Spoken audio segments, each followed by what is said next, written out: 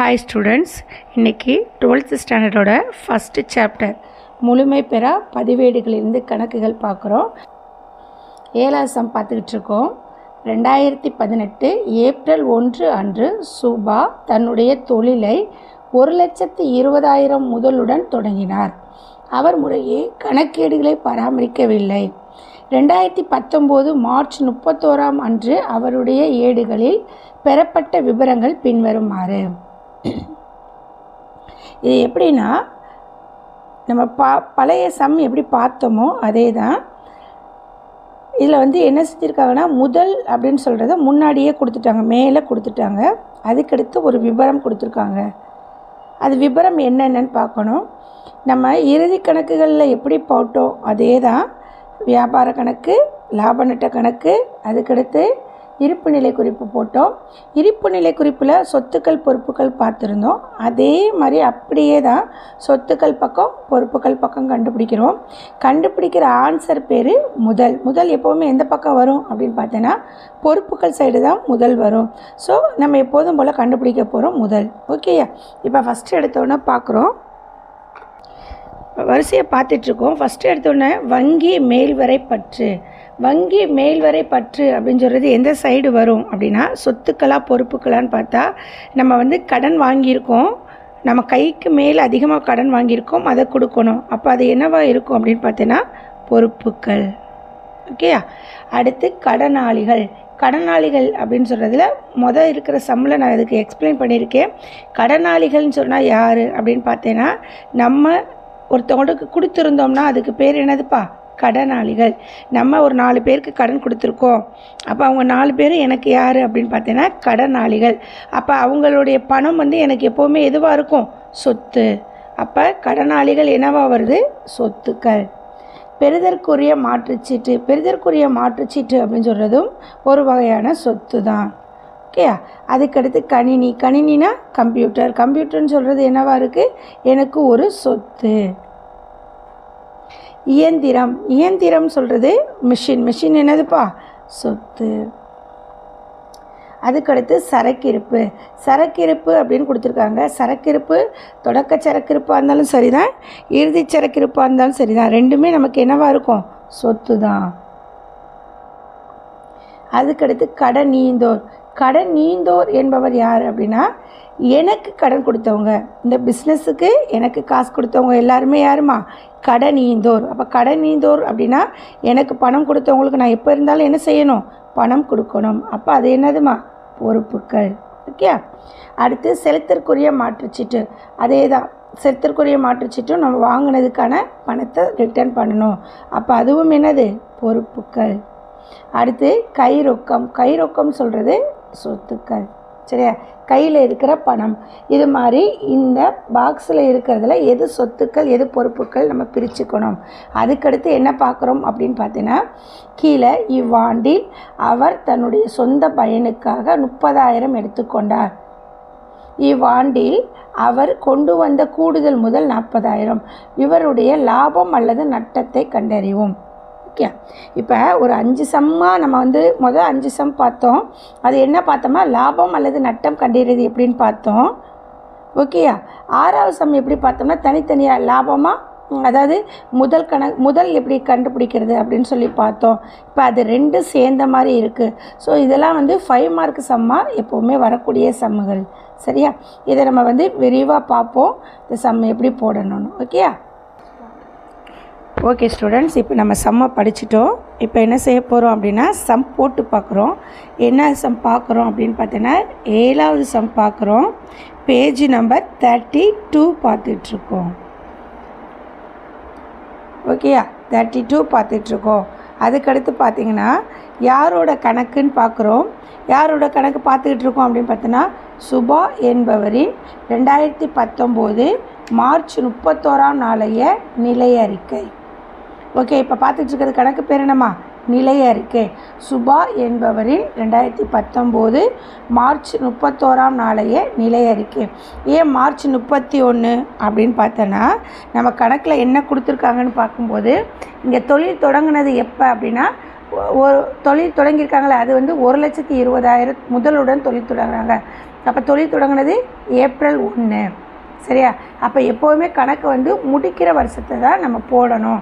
ஏன்னா தொழில் தொடங்கின வருஷம் ஆல்ரெடி கொடுத்துட்டாங்க. சரியா? இப்போ கணக்கை பார்க்கும்போது வங்கி மேல்வரை பற்று ஃபஸ்ட் எடுத்தோன்னே என்ன இருக்குது? வங்கி மேல்வரை பற்று இருக்குது. எப்படி போடுறோம்? அதாவது பொறுப்புகள் சொத்துக்கள்னு போட்டாச்சு. வங்கி மேல்வரை பற்று அமௌண்ட் எவ்வளோ கொடுத்துருக்காங்க? 50,000. முதல் காலத்தில் போடக்கூடாதுன்னு நான் சொல்லி கொடுத்தேன். எப்போவுமே எந்த காலத்தில் போடணும்? செகண்ட் காலத்தில் தான் நம்ம போடணும். அமௌண்ட் எவ்வளவுமா? 50,000. அடுத்து என்ன கொடுத்துருக்காங்க அப்படின்னு பார்த்தீங்கன்னா கடனாளிகள். கடனாளிகள்னு சொல்கிறது என்னது? சொத்துக்கள். சொத்துக்கள் எவ்வளோ கொடுத்துருக்காங்க? 1,80,000. அடுத்து பெறுதற்குரிய மாற்றுச்சீட்டு 70,000. பெறுதற்குரிய மாற்றுச்சீட்டு 70,000. அடுத்து கணினின்னு சொல்கிறது எவ்வளோ கொடுத்துருக்காங்க? 30,000 கொடுத்துருக்காங்க. கணினின்னு என்ன சொன்னேன்? கம்ப்யூட்டர்னு சொல்லி கொடுத்தேன். அதுக்கடுத்து இயந்திரம்னா எவ்வளவு? 3 லட்சம்.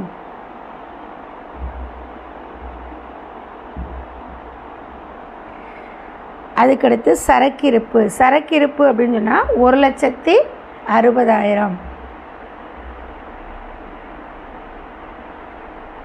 போட்டாச்சா? அதுக்கடுத்து கடன் நீந்தோர் எவ்வளோ சொன்னோமா? 90,000.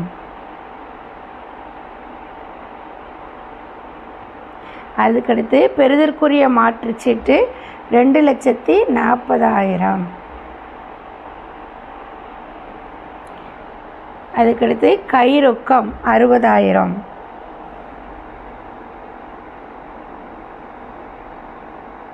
இப்போ இந்த டேபிளில் இருக்கிற எல்லாத்தையும் நம்ம என்ன செஞ்சாச்சு?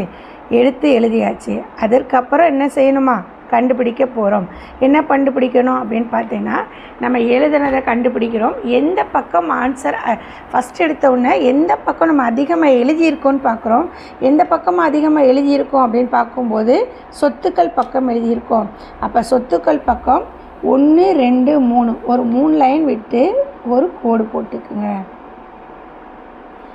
இதே அளவு கோடை இங்கேயும் போட்டுக்குங்க. போட்டாச்சா? இப்போ நம்ம டோட்டல் பண்ணி பார்க்கணும். எந்த பக்கம் அமௌண்ட் அதிகமாக இருக்கணும். எப்போவுமே அதிகமாக அமௌண்ட் இருக்கிறது சொத்துக்கள் பக்கம்தான் அமௌண்ட் இருக்கும். அப்போ பொறுப்புகள் பக்கம் வந்து நம்ம கண்டுபிடிக்கிற ஆன்சர் வரும். அந்த ஆன்சருக்கு பேர் என்னது? முதல்னு சொல்லி பேர். இப்போ கணக்கு பார்க்கலாமா? இதை ஃபுல்லாக டோட்டல் பண்ணி பார்க்கலாமா? ஓகே ஸ்டூடெண்ட்ஸ், இதை ஃபுல்லாக நம்ம டோட்டல் பண்ணுறோம். இதில் டோட்டல் பண்ணால் என்ன டோட்டல் வருது அப்படின்னு பார்த்தீங்கன்னா 8 லட்சம் ரூபாய் வருது. ஓகேயா? இப்போ அந்த 8 லட்சம் ரூபாவை நம்ம இந்த பக்கம் எழுதுகிறோம். இங்கே எழுதியாச்சு. இங்கே அமௌண்ட்டு கம்மியாக இருக்குது. அப்போ எந்த அமௌண்ட் அதிகமாக இருக்கோ அதை தானே எழுதணும். அப்போ இங்கேயும் என்ன செய்யணுமா? 8 லட்சத்தை வந்து எழுதிடணும். எழுதியாச்சு. இப்போ நம்ம வந்து இதோட டோட்டல் பார்க்குறோம். இதோட டோட்டல் எவ்வளோ வருது அப்படின்னு பார்த்தீங்கன்னா எவ்வளோ வருது அப்படின்னா 3 ஜீரோவுக்கு 3 ஜீரோ போட்டாச்சு. அடுத்து 4வது ஜீரோவுக்கு 0 போட்டாச்சு. அடுத்து 9 13 13 5 18க்கு 8 மீதி 1 3. அப்போ இந்த பக்கம் ஆன்சர் என்ன எனக்கு வருது? 3,80,000 வருது. இங்கே கீழே எத்தனை இருக்குது? 8 லட்சம் இருக்குது. அப்போ எனக்கு எவ்வளோ கம்மியாக இருக்குது அப்படின்னு சொல்கிறத பார்க்கணும்னா மேலே என்ன செய்யணும்? 8 லட்சத்தை போட்டு மைனஸ் பண்ணி பார்க்குறேன். இப்போ மைனஸ் பண்ணும்போது 0 0 0 இதுக்கு 0, இங்கே 0 இருக்குது, கீழே 8 இருக்குது. அதனால் இங்கே ஒன்று கடன் வாங்குகிறோம். 10 10ல் 8 போக 2, இங்கே என்ன இருக்குது? 7 ஆயிடுது. 7ல் 3 போக 4. அப்போ எனக்கு ஆன்சர் என்ன வருதுமா? 4,20,000. அப்போ நான் வந்து இங்கே எழுதுகிறேன் 4,20,000 போடுறேன். இதுக்கு பேர் என்ன எழுதுகிறேன் அப்படின்னு பார்த்தீங்கன்னா முதல். ஓகேயா? இது என்ன செய்யணுமா? உடனே இதுக்கு பாக்ஸ் போட்டுறணும். இப்போ எப்படி கண்டுபிடிச்சோன்னு புரியுதா? இப்போ முதல் எப்படி கண்டுபிடிச்சிருக்கோன்னு புரியுதா? அதுக்கடுத்து கணக்கில் கொடுத்துருக்கிறத வச்சு லாபமா நட்டமா அப்படின்னு சொல்லி பார்க்கணும். இப்போ பார்க்கலாமா? இப்போ நம்ம கொண்டு வந்திருக்கிற முதலுக்கு பேர் என்ன அப்படின்னு சொன்னோம்னா இறுதி முதல்னு சொல்லணும். எப்படி இறுதி முதல் நீங்கள் சொல்கிறீங்க அப்படின்னு பார்த்தீங்கன்னா புக்கில் கொண்டு வந்திருக்கிறது என்னதுமா? தொடக்க முதல். அப்போ இங்கே கொண்டு வந்திருக்கிறது இறுதி முதல். இப்போ சம பார்க்கலாமா? அதுக்கடுத்து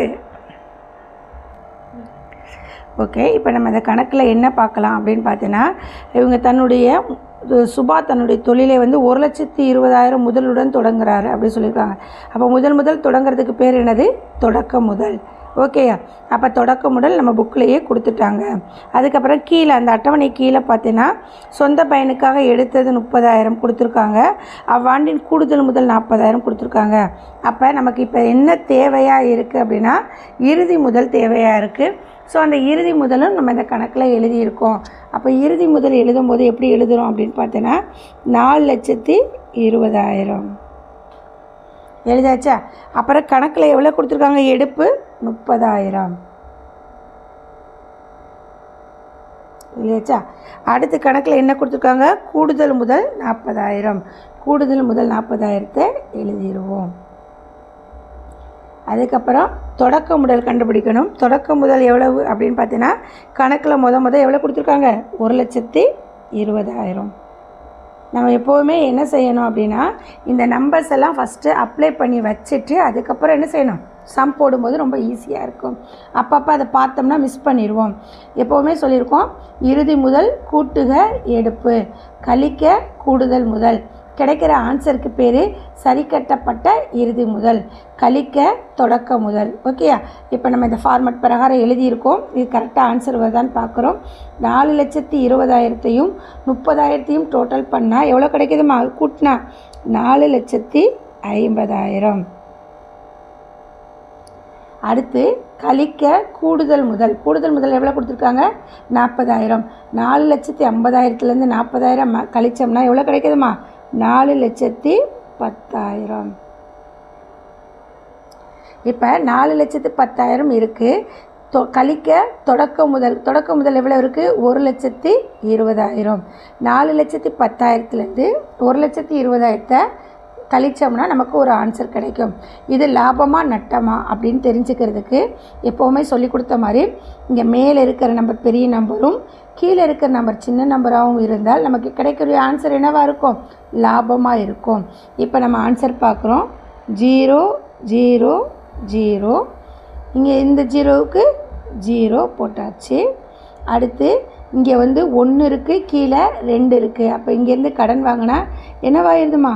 11. 11ல் 2 போக 9. இங்கே என்ன இருக்குது? 3 இருக்குது.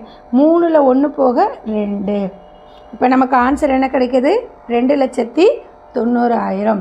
நம்ம சொல்லி கொடுத்த மாதிரி இது என்னவா வருதுமா? லாபம். ஓகேயா? இந்த சம் புரியுதா? புரியல அப்படின்னா இன்னொரு தடவை தெளிவாக பார்த்தீங்கன்னா கண்டிப்பாக நல்லா புரியும். ஓகேம்மா, தேங்க்யூ.